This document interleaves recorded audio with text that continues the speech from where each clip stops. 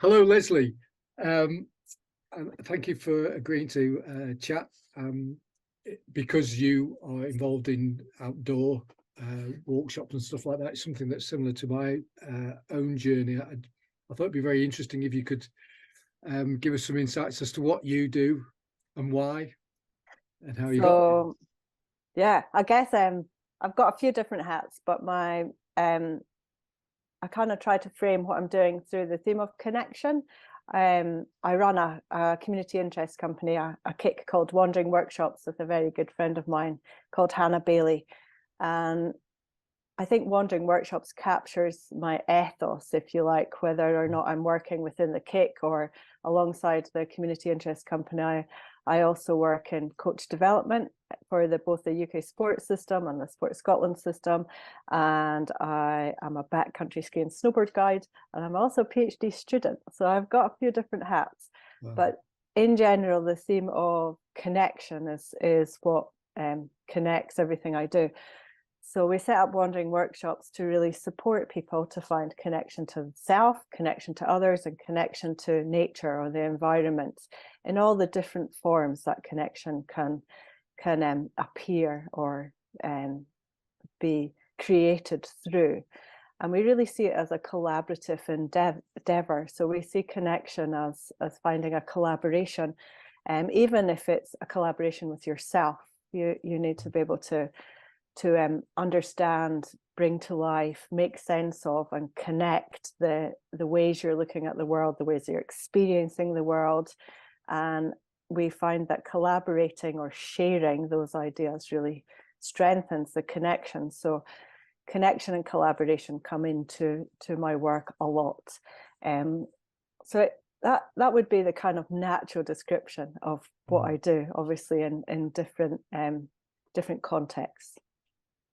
So, are you working with teams or individuals, or how does that? So I work a bit with both. With Wandering Workshops, it's group workshops, and I come from. I was an elite athlete. I went to 3 Olympics as a snowboarder, and then I was a coach, and then I was a team manager.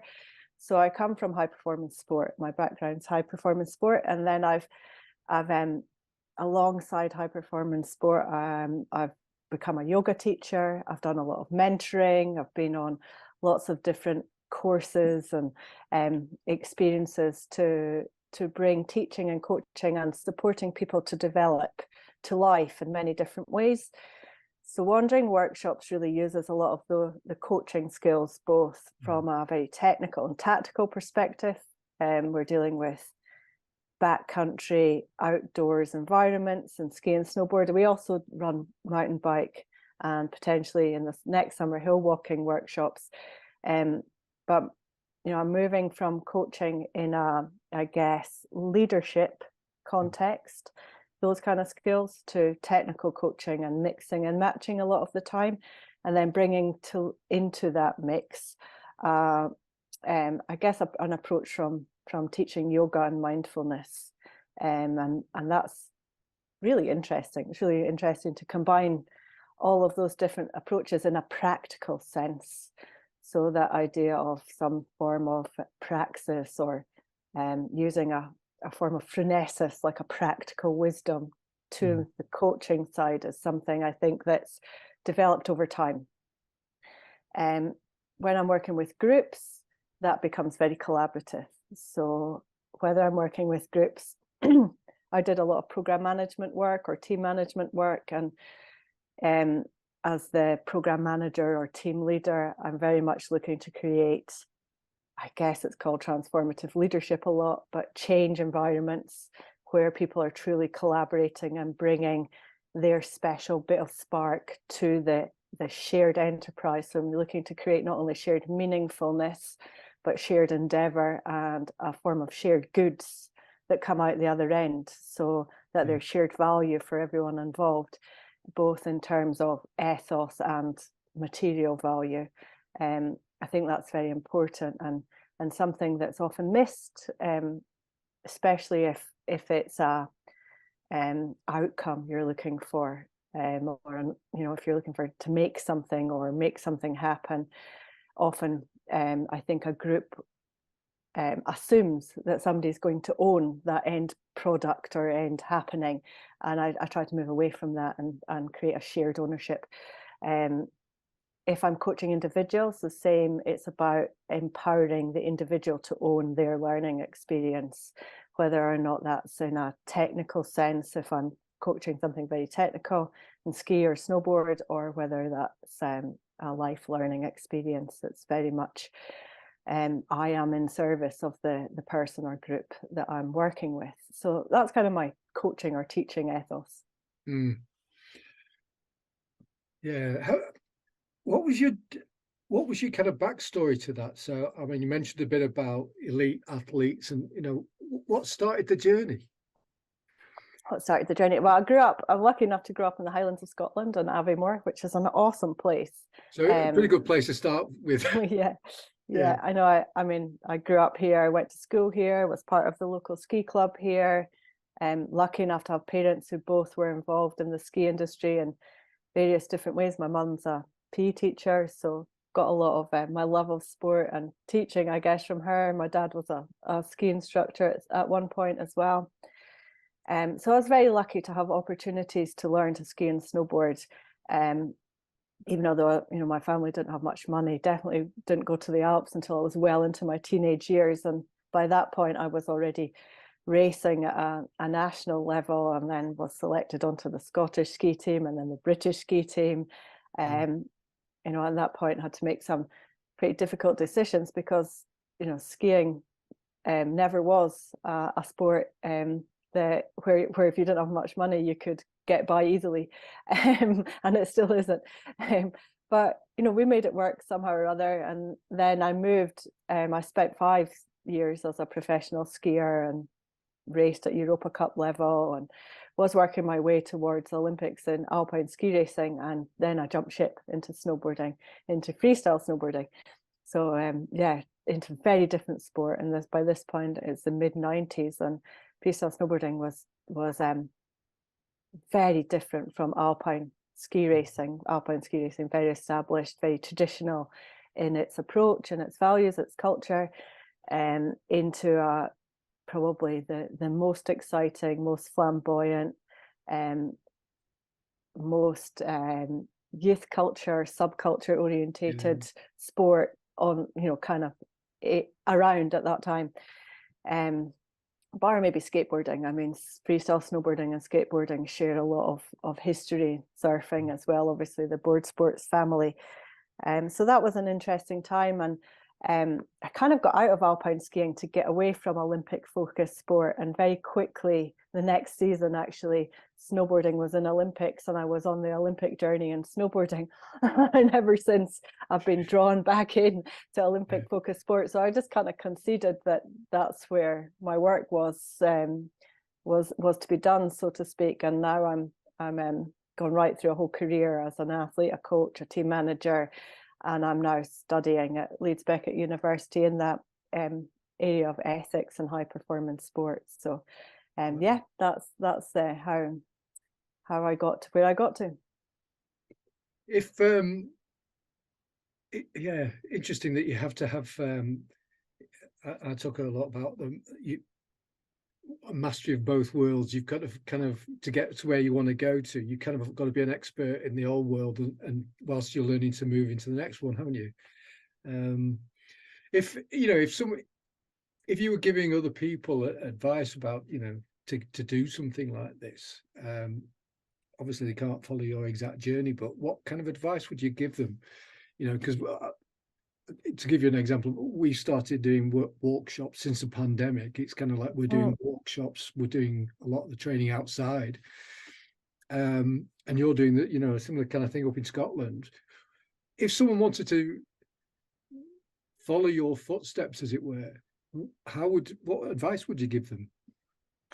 So I think I've ended up where I've ended up kind of by accident, to be honest, by following opportunities, by being curious, by really wanting to know how I work and how the world works, and being open to developing your own understanding of yourself, I think is key. It's not an easy path, and get a lot of questions from parents who have talented children and they're competing in various different sports. Now, I work in many different sports now as a coach developer, and when I'm talking to coaches or to directly to parents, the question is what can we do? What can we do to support our kid to make it into high performance sport and succeed? And I always think you've got to be careful what you ask for. If I was being really honest to them, and I try to, be sensitive to people's aspirations, it's not an easy path. The edge of impossible in any industry or sphere, if you like, whether it's high performance sport or science or any other context, is the path less trodden. And it definitely necessitates a lot of I guess introspection and gathering of hard lessons. You're by the nature of it on the edge of what people know and what people have experienced, so there's going to be hard times. So that comes with the territory, and to get through that you need to be prepared to be very humble at times, to take the hard knocks and to work your way through it by gaining self-knowledge and being open to really other people's perspectives.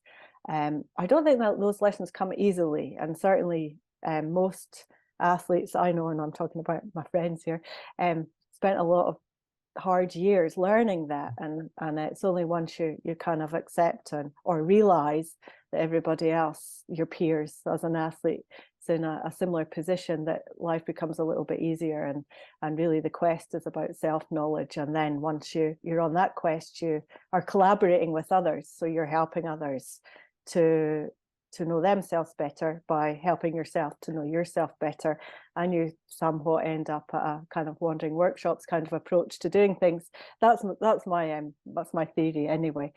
So yeah, I guess the advice I would give is, be interested in self-development, be interested to ask the difficult questions, be interested in other people's perspectives, especially on other people's perspectives on where you're coming from. And be open to genuine collaboration, because you don't know what you don't know, and you can't see what you can't see, but others can. So by working closely with somebody else, you learn to know yourself better, as well as hopefully getting to know somebody else better too. Yeah, I get the feeling that obviously resilience is very important in this journey that you've taken, and that's kind of, wandering workshops, going out in the outback of Scotland or whatever. You need a lot of resilience, don't you, to pursue those things that you're trying to achieve. I mean, there's a lot of resilience, and I think resilience for me is a little bit about preparation. And I'm a free sports, or I come from a free sports background. I wouldn't count myself as a free sports athlete anymore, definitely an aging athlete, let's say. But people will say, oh, snowboarders, they're crazy, they take big risks.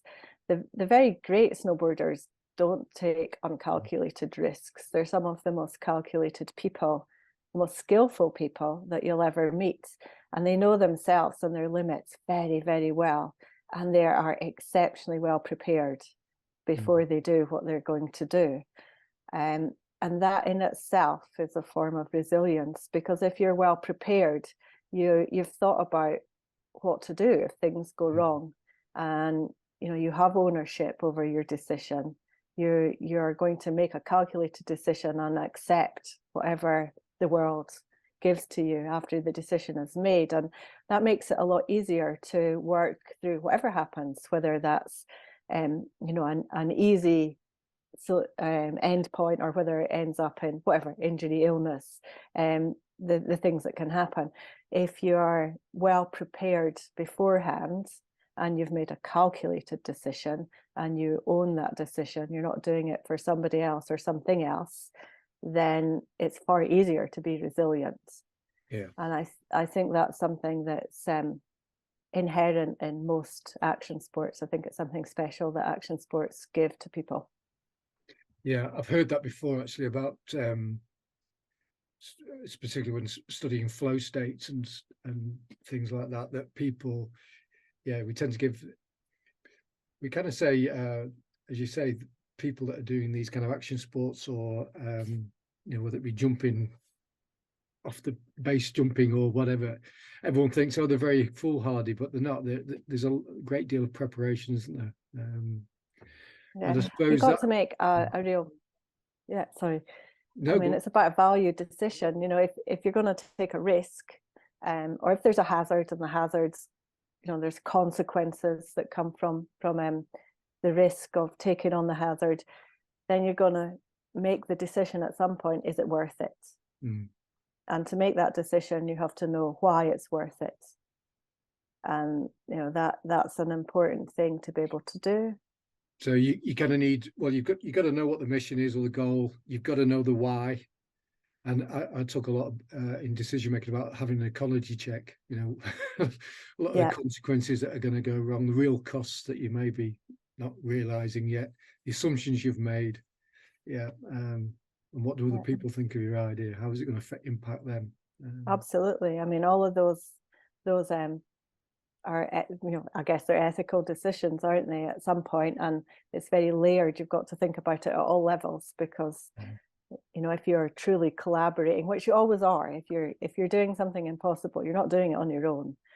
I'd say it's impossible to do impossible things on your own. At some level, you're collaborating with somebody or a bunch of people. We're all part of a kind of society or group of people, and whether or not we like to spend more time on our own or more time with others, we're social creatures. So there's always going to be layers involved. You can, a lot of the things that you're talking about, you can apply to anything, can't you? Anything that's out there, as it were, sort of thing. Yours is particular thing is sports, but you could do, someone starting a business or anything like that that's breaking the mold, as it were, is a bit kind of on the maverick side. Is going to need those same things, aren't they? Same qualities and ethos. So with the Wandering Workshops, they're targeting pretty intermediate level ski tourers, ski and snowboard tourers. So ski touring or split boarding, and then some are mountain biking or hill walking, or whichever I can't speak. We're going to use some other mediums as well, some other sports. And the idea is to adventure into areas both internal and external. So I think there's an internal component to the exploration or the adventure, as well as the external.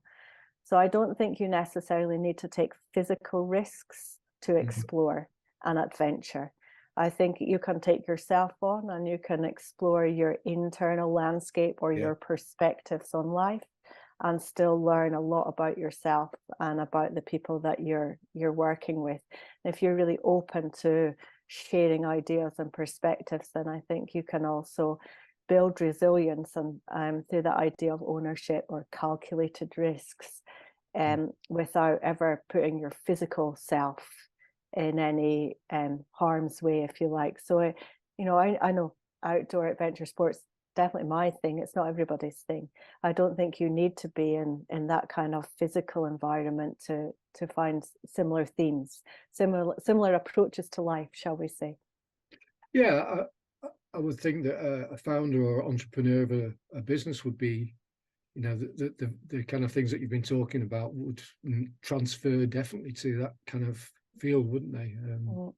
Entrepreneurial and leadership as well. If you're leading a group of people, I think that the collaborative approach that you're talking about is very important, and to get away from the command and control thing that we've been, well, for 13,000 years we've been since the agrarian revolution.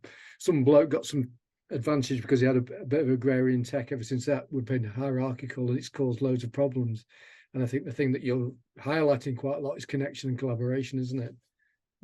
Yeah, for sure. And I think if you're in the position of being able to influence the system that you're working within, especially from a managerial perspective, to think about how your processes and policies allow for collaboration to happen. I mean, that's this totally different area, but I think quite often, if I'm coming in to work with teams and the will is genuine to collaborate, and the approaches they're taking to I guess, deliver or operationalize the collaboration are seemingly have potential, but quite often they fail because their processes and policies don't allow for collaboration, or their accountability measures don't accommodate a collaborative approach. They only accommodate an idea of ownership or somebody being directly responsible and accountable. So I think there's work to be done in terms of how systems are set up and how they can better support collaborative approaches. Yeah, I think that's something that needs to, moving forward. I mean, there are loads of consultants out there trying to retrofit a more collaborative culture on an old system. And the challenge you've got, especially if I've been working with some of the organizations last year or so, where you can change them, that you can ask the people, to change, and they're all very willing and that kind of thing. And then you find out that, well, actually, yeah, the people at the top don't want to change because they're waiting for a final salary, pension, or whatever it might be. It's very difficult to retrofit cultures, new cultures and old established ones, I think. Would you agree with that? 100%. I think if you're trying to change a culture, but you've not changed your accountability measures, or the leadership doesn't really believe in new accountability measures, ultimately, then it won't work. It won't stick. Yeah, they may even believe in it, but they wouldn't. we might be inspired to make the world a better place. We might aspire to be better people, but our motivation trumps that. And unfortunately, the greater system is, well, it's a dog-eat-dog world, and competition rules. And if you're sitting on the top of the pile, it's very difficult to change. But yeah, I think your idea of the wandering workshops and starting off, starting off in the smaller businesses, if we can start changing that and using things like, do you take businesses out, for instance, or do you? Yeah, we do. We've done a few wandering workshops, corporate events, or they weren't, I won't say weekends, they were 2-day events. They weren't in the weekend, they were in the week. But it works very, very well if the leadership are prepared and willing to really collaborate. And I think it's at such a personal and nature-based level that it's easy to I guess, throw away that hierarchy. We're really looking at the way we connect into the landscape, into the nature, into the whichever elements the weather's showing on that particular day. So it's at a really basic level where there is no need for an accountability framework or hierarchical structure, and to share those connections, those different ways of looking at the world, what people are drawn to, why they're drawn to that, what kind of connotations or connections or metaphors come out of that process, real kind of mindfulness process.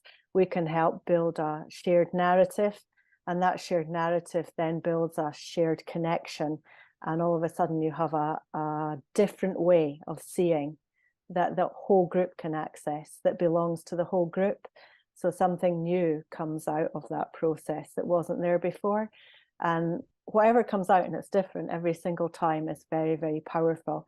And myself and Hannah use that shared connection and shared perspectives to build a group narrative through the shared experience over the couple of days. And all of a sudden you can support the leaders of the group and all the group members to find something that perhaps wasn't there before, or it was there before, they just hadn't seen it. So we're very much facilitating a process that's already there. The potential's there. It just needs a bit of support and kind of a push, a shove from us. Yeah. And then it happens itself. Do you push them downhill on snowboards? No, we don't do that.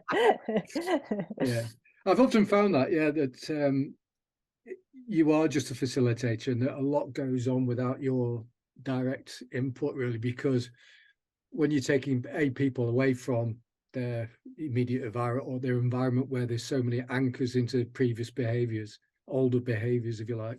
But if you take them out on the hill or anywhere different where they're going to feel different because of, flow neurotransmitters for a start, then they will, it allows then, doesn't it, for different kinds of connections between people, we've I think it allows people to really value others, the perspectives of others and the strengths of others as well. So through helping the group to find the connections and narrative and what they're drawn to, and the contrasts are very important as well. What happens is, and this is the report backs that I've had, is all of a sudden the leaders in the group, so those who are higher up in the company hierarchy, if you like, all of a sudden see strengths that they weren't aware of before in the people that they work with, because their processes don't normally allow for those strengths to come through. So those strengths are usually in ways of looking at the world, ways of connecting to each other, to nature, to ideas, and how they play out throughout a shared experience. So it's quite a subtle thing, but it becomes quite concrete over the few days.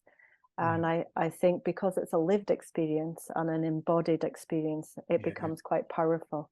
And the report backs that we've had from the process, and we're facilitating people to go into quite a liminal space. So although it's embodied, and although it's something quite tangible, it's liminal and it's emergent, because it's embodied, it stays. And from what we've heard, the report back is that it continues to grow throughout the group, through their work after the workshop, which is lovely to hear, that it has some form of longevity and changes things for the group in a positive way. Brilliant. Well, that's been very enlightening. Thank you, Leslie. I'll put some, thank you for your time. No, you're more than welcome. I'll put some links to you under the where they can get hold of you, if that's all right. Please do. Wandering workshops, and then the Guardian actually did a good piece today on wandering workshops. So Guardian, right? Yeah, I think it's just under lifestyle. There's a piece on ski and snowboard touring. The Guardian came and joined in on a wandering workshops last year. So yeah, brilliant. Good information in there. All right, thanks for your time. Cheers. Lovely, thank you.